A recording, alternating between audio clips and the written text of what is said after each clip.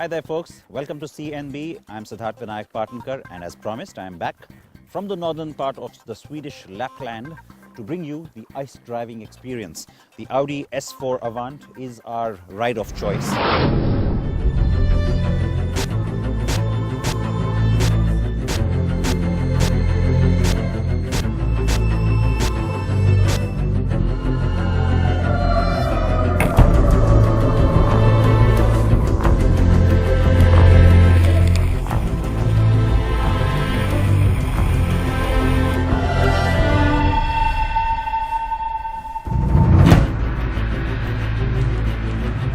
Miles and miles of an endless expanse, white as it can be.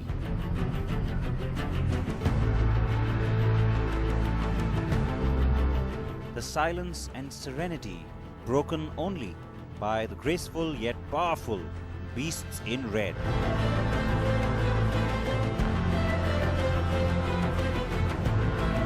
The Audi S4 Avant is our ride. And unlike the silver A4 Avants last time around, this color works way better on the snow, doesn't it?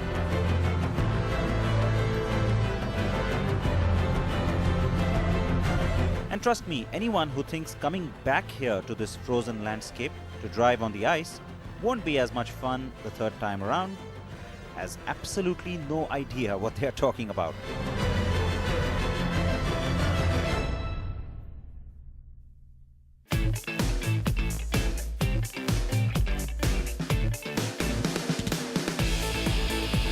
The frozen lakes provide the ideal surface for this kind of a drive. Most automobile manufacturers, in fact, do come up north to the Arctic Circle for all their winter testing. This is to test a vehicle's capability in the harsh climate and on the slippery surfaces, as well as the engine, throttle, brake and gearbox performance. Of course, component and tire manufacturers do this as well. And the other reason one gets to come up here is to also test your own capability as a driver and master tough conditions like these. CNB regulars will remember two such experiences on NDTV before.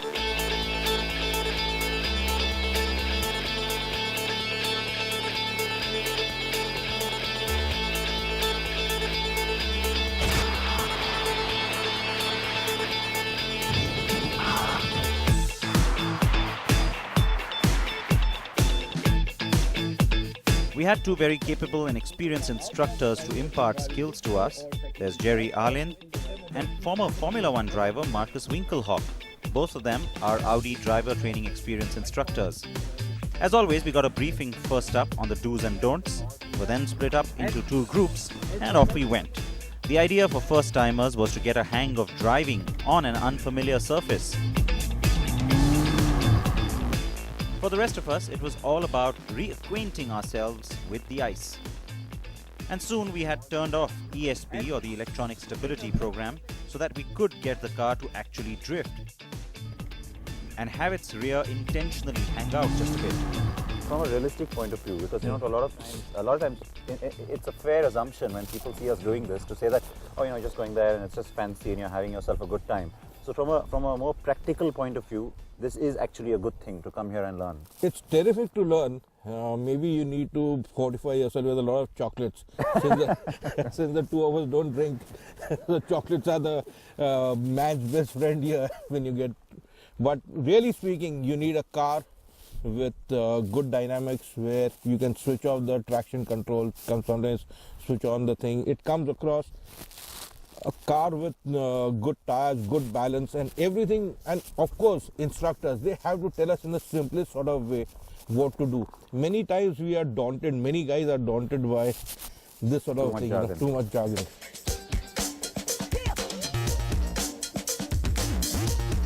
Going sideways is a lot of fun. Our very own CNB juror and ace racer Aditya Patel also agrees, and in fact he was along for this ride, and it was his first time on the ice. Aditya was having quite a ball with his car. Alright, so you've had a chance to see a little bit of what we've been doing here. The environment is a little bit familiar to me, but I have someone with me who is coming here for the very first time. You know him well. Aditya Patel is not a new face to us here on CNB. So welcome to the show again. Thank you. Thanks for being with us. And I know that I have dragged you out into the cold. Just -2 though, so you know It's not that bad. Not as bad as it could be. But all right. First things first, Aditya, it's very different to what you're used to for sure. And like I said, it's your first time here. So what's been the big surprise? Complete lack of grip. It's not surprising, but yeah, it caught me by surprise compared to what I expected it to be. And it's different to what you're used to. Yeah, of course. I'm just used to turning the steering wheel and then letting the car go in. But now when I turn the steering wheel, it's completely different. So before coming into this, of course, you would have had certain expectations. You've talked about it. We've spoken about it too. So what was the one thing that you sort of looked forward to then from this experience? I look forward to, basically, I've heard so much about the whole ice driving experience and how much you can learn about car control and everything. And like all race drivers, I probably had it in my head that, oh yeah, of course I know how to control a car, how hard can it be? But yeah, after driving here for 2 hours or something, I realized that there's so much you can learn driving on ice because the car is just going away from you. And every minute little detail matters with the steering wheel, with the throttle, with the brake, it all matters. So an experience like this will also help you then in the future. Yeah. Certain conditions, I mean, you'll never get an icy condition on a racetrack. No, but in the wet it will definitely help you. All right. Because it's a drastic change from the dry to the wet, and then ice is extreme. So yeah, now the wet should be pretty easy. So that's good for you. Yeah. Now tell me this car of course has quattro, so that gives you a different sort of a dynamic. But had we been here with just a rear wheel drive or just a front wheel drive car, how difficult or how much more difficult would that have been?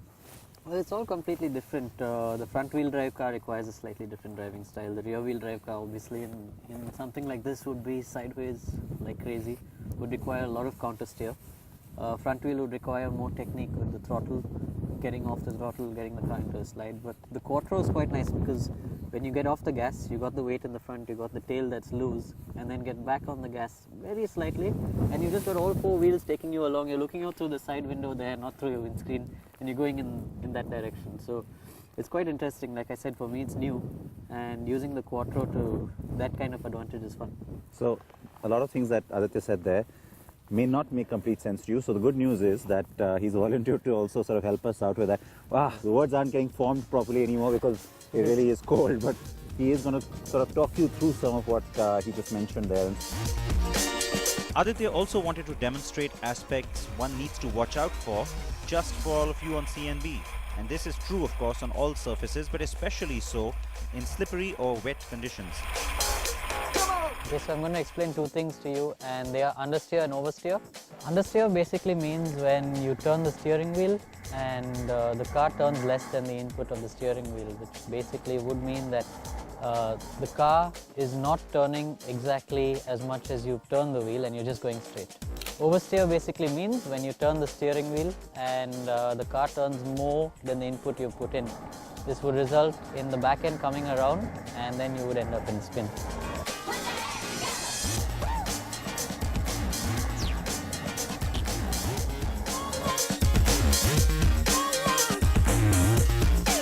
The fun continued as we moved from the shorter tracks to the longer winding ones, all created right there on the frozen lake. And the duration and the distance of each lap started to increase, which was fun.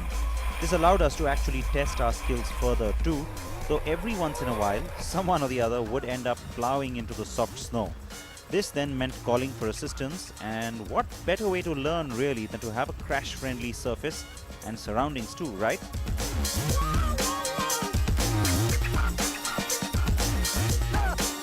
I improved my track record of calling for help as compared to the last time I was here, which was good news for me. Another quick pit stop here, and it gives me a little chance to catch up with Michael Peschke. You of course know him very well. We had him on CNB just a few days ago as well. Mike, good to see you again and welcome to CNB.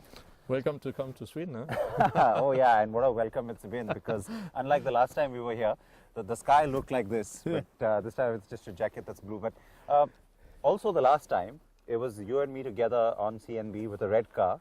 We made some waves that time too with the RS5, I remember. So different car, but just as exciting perhaps. Yeah, well, this is a S4.